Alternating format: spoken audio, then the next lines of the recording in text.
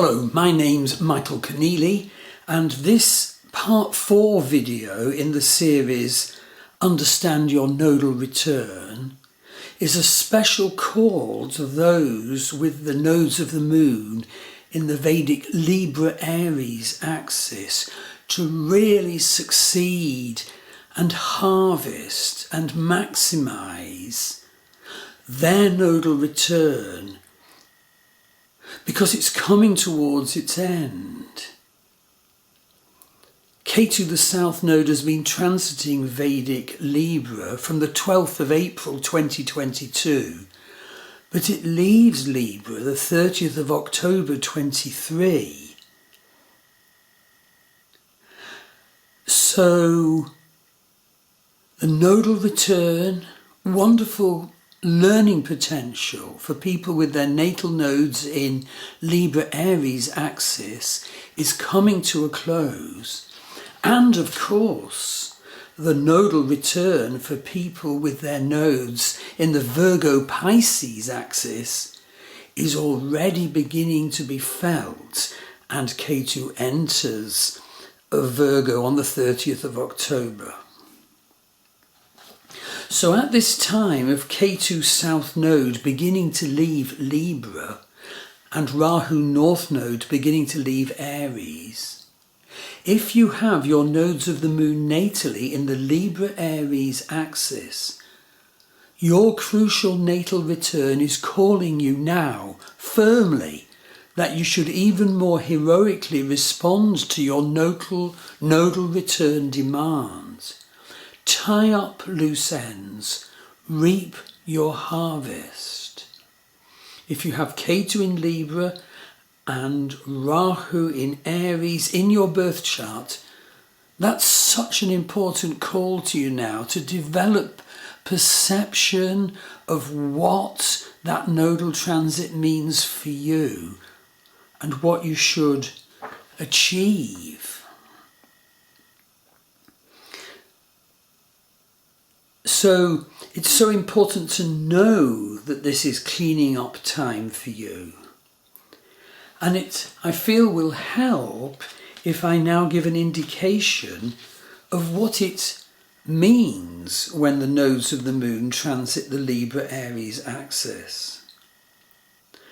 What I have essentially wanted to let you know in this post, it's a 5-part post overall, is that our nodal return period is like the fool's journey in the tarot. It's, in fact, a case of almost going in blindfold to a huge crucial experience and of coping with the unexpected. Issues from your past lives, your ancestral wounds, and your deeds of earlier in this life will all have been arising for you so that you will develop better spiritual insight and heal them, and so that you will become properly empowered. This nodal return period, which is ending shortly, is a call for you to become the new you. You will be starting to tread a new path in some ways. Past issues should have had quite a bit of healing by now. And ideally, you'll be embracing better and better your future destiny and your specific life purpose scripts, including those indicated by Ketu in Libra and Rahu North Node across the chart in Aries. So let's see what natal destiny scripts have been activated by the Ketu in Libra end of the axis. So Ketu's been transiting Libra from the 12th of April 22 up to the 30th of October 23. And to be born with Ketu in Libra and Rahu in Aries in our birth chart essentially means that we were codependent in the last lifetime, and or that we got our Venus scripts badly wrong in last lifetime because Venus rules Libra. So these people this time are born to search for the spirituality of relationship. And this will be so, even though the karmas embodied in their birth chart might really harm their chances, might mean that they will be born into a setting where relationship issues are actually all wrong. In other words, setting us a karmic challenge. Their destiny life purpose starts with a huge challenge in their life. But nevertheless, the destiny call will be so. Even though they have many planet placements in their charts that can make their destiny even more difficult, might create situations which teach them to understand sex and love in a way that is even more all wrong for them, etc., etc. Yet nevertheless, these people with Ketu in Libra were born to search for the spirituality of relationship. It's so helpful perhaps to hear that and implement it now. But it's not just that. They were also born to grasp what it is to balance relationship up. To balance relationship up with the opposite energy, Aries. With Rahu in Aries in their birth chart, these people were also born to work at becoming better and rightfully more assertive. They were born to become more the venturer, more the individual, more authentic. They were born to move into unexplored areas of life that perhaps could not have been imagined during their childhood upbringing from their religious teachers and so forth, from their parents, from their culture. They were born to become more brave and to handle Mars more successfully. And note, of course, that it so often happens that they also have a Mars challenge in their chart. Like, for example, Mars conjunct Chiron. And so often that doubles the karmic challenge. This would be a fate and a destiny to actually embrace Mars by a person set a difficult incarnational life task of healing Mars from a wound in the first place, healing Mars in their consciousness and awareness and in their actions and behaviour. And note that if they have, for example, Lilith aspecting Venus in their birth chart, well, that increases the Venus challenge. This would be a fate or destiny that created some sort of upbringing circumstance which made the showing of love harmed. Because so much Venus-relating material got stuffed down into this person's unconscious and lost sight of and denied, including their wild side. And all of us need to sort of know who our wild side is in order to be and express the fullness of us, obviously expressing it in an ethical way, but for fullness. And so there's lots of learning about Venus that has to be tied up now. Loose ends tied up at this time when Ketu leaves Libra, the sign ruled by Venus. Typical Venus debilitations are if we have Venus in Virgo debilitated in our birth chart, or if we have Venus debilitated in a nakshatra that increases the challenge. to express Venus energy and destiny. Another typical Venus challenge that it's so helpful to know of if you have it, especially at this time when we're supposed to reap a harvest of our Venus, is if a malefic planet conjuncts or aspects your natal Venus. And that will magnify your Venus fated destiny challenge in this life. For example, Saturn conjunct Venus. There's a wonderful system in Vedic astrology called Rashi Avashtas, which states how your planets treat each other. Get a reading from me and hear all about that. And so a typical karmic, terrible challenge for Venus is if it's the situation where Venus gives and gives and gives and gives and gives to Saturn and all that Saturn represents, but Saturn does not reciprocate it at all. All Saturn does in their life is take and take and take. If you have that situation, it's so important to hear it and to be conscious of what's going on in your Venus expression and in the way you allow that very negative side of disciplinarian Saturn. There are wonderful divisional charts in Vedic astrology called Varga charts, which are derived from the birth chart. And each of the Varga charts says something supremely wonderful and special about a particular area of our life.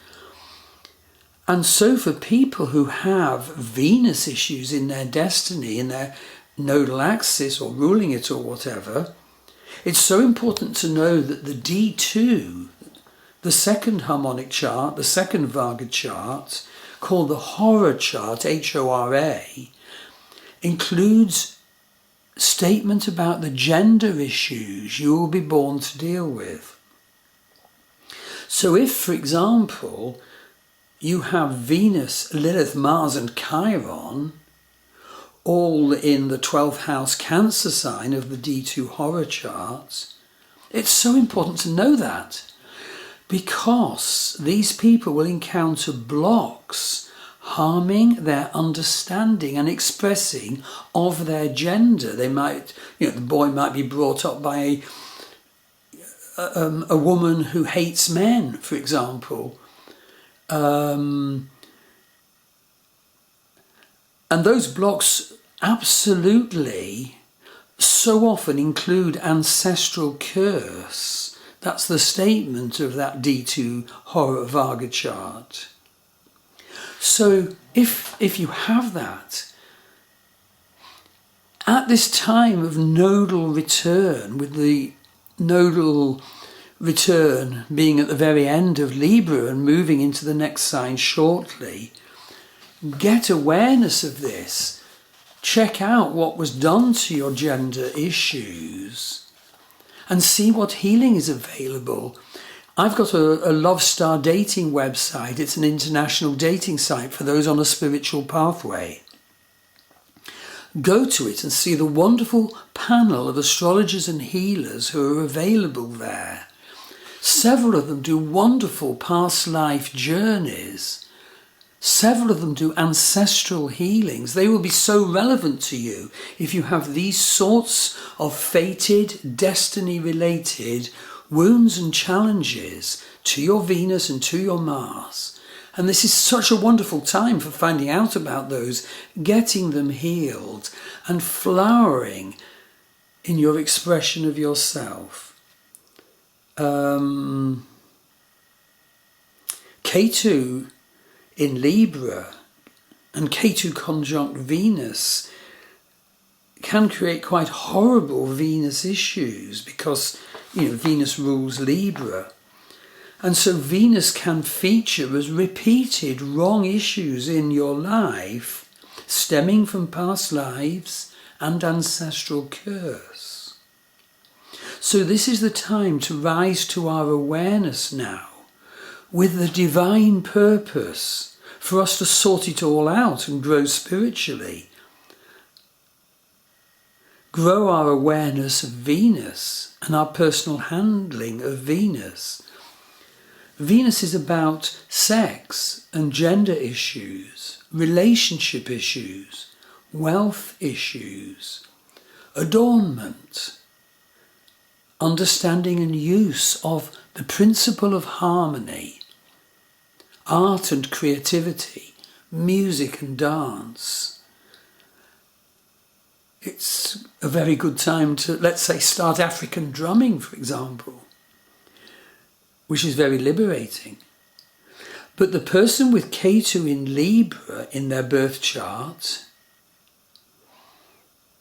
is really called to open to the higher divine face of Venus, as well as those very important and beautiful mundane issues.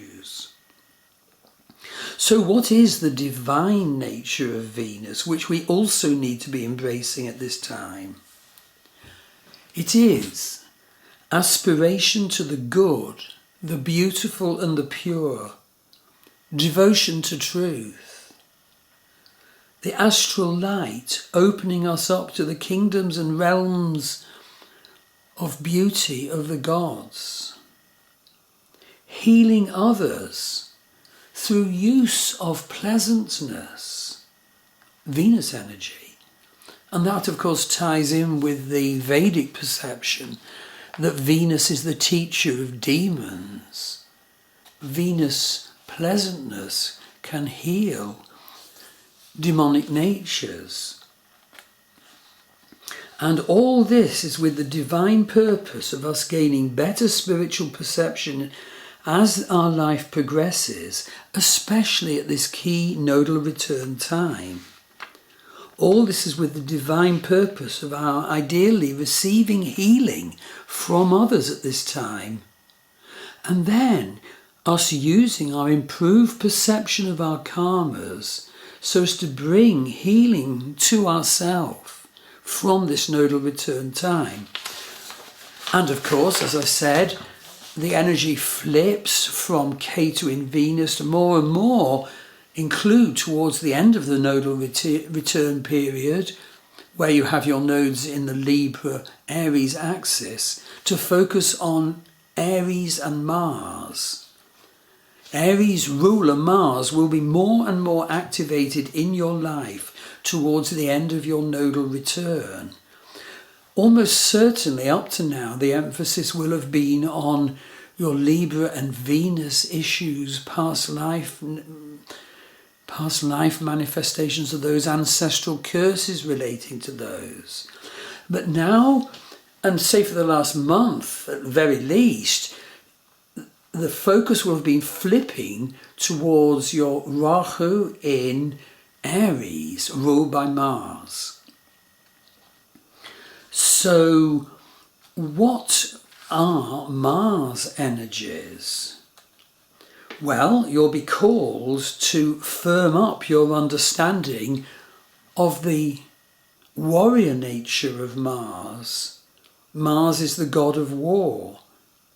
Mars energy is about projecting yourself forcefully in life with proper power, strength, courage, and of course it can be aggression. It's about the ability to carry things to completion, and Mars gives direction. You might well have been very harmed in perceiving and manifesting Mars energy, or you might have manifested it very wrongly. You see, there is the danger that Mars can manifest as rather negative emotions like fighting and arguing, especially with Rahu there on this nodal axis. There can be a strong sexual drive with a strong Mars, and yet, unfortunately, together with that, deficiency in relationship. In terms of body parts, Mars energy expresses through arms and muscles and gives physical prowess, athletic performance, sexual vitality. A strong Mars can create the powerful orator if it interrelates with natal Mercury in your birth chart. Generally speaking, Mars energies encompass tools and weapons and machines. The spiritually higher level Mars, we need to realise, can be used to direct us to acquire knowledge, to have good energy, to have self-discipline in completing our projects. Developing your Mars awareness can help you make great achievements. Mars is the secret flame hidden in matter. His energy demands manifestation. And of course, beware the dark Mars energies of violence. Properly speaking, Mars is goal-orientated action. So, say you do have your nodes in the Libra Aries axis, or the soon to be activated, in fact already being activated, Virgo Pisces axis. These are Vedic signs, by the way. Absolutely do get a reading from me where I can give such insight. My readings always combine both Western and Vedic astrology. They're always orientated towards healing potential.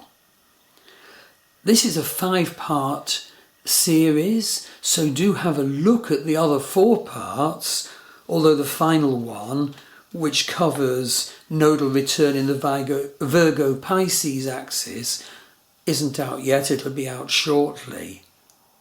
Have a look, as I said, at my Love Star dating, international dating site for those on a spiritual journey, and see the wonderful healers and astrologers.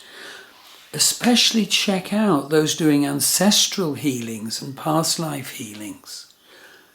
So I hope this statement that it's